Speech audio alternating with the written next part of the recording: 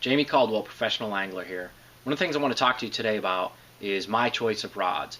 If you've been following along on my Facebook page at all, you've noticed that I started fishing these JB custom rods.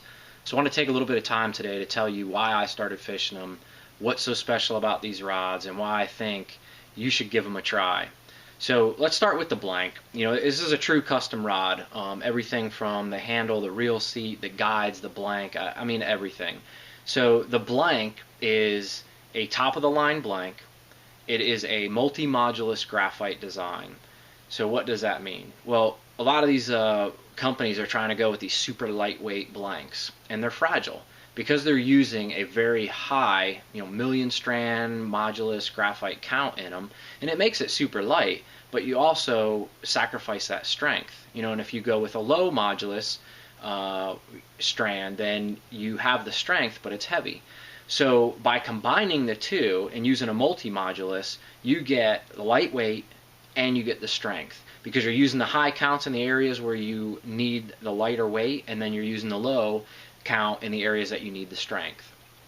So the blank is just, off the charts. This is just amazing technology. Next thing we'll talk about is the guides.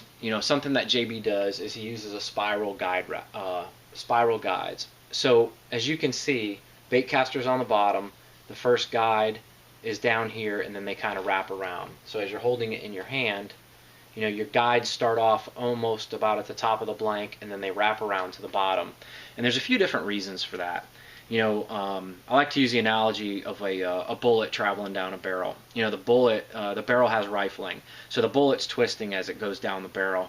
And what that does is it keeps the round stable, which in turn is going to make the round or your shot more accurate and increase your distance, other than if you didn't have the rifling. Kind of does the same thing with your fishing line. So as your fishing line comes through and it twists around, it reduces line slap, which increases the length of your cast, and it makes you a little more accurate as it comes off the blank, because it's reduced all that line slap.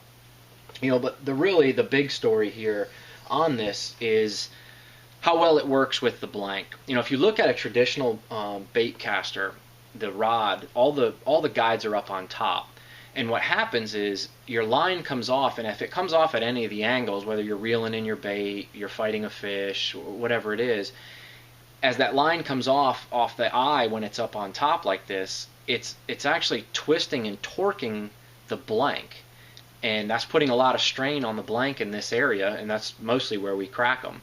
The other thing is, if you look at each of the guides, these guides have a metal post down here. That's what's wrapped in the threads and epoxied over. That's how it stays on there. But with them being up top and your blank bending, you're actually bending them against that rod. And if you look at some of your fishing rods, you'll notice the cracks that are in those areas where the epoxy breaks from all the stress of it trying to bend in this direction.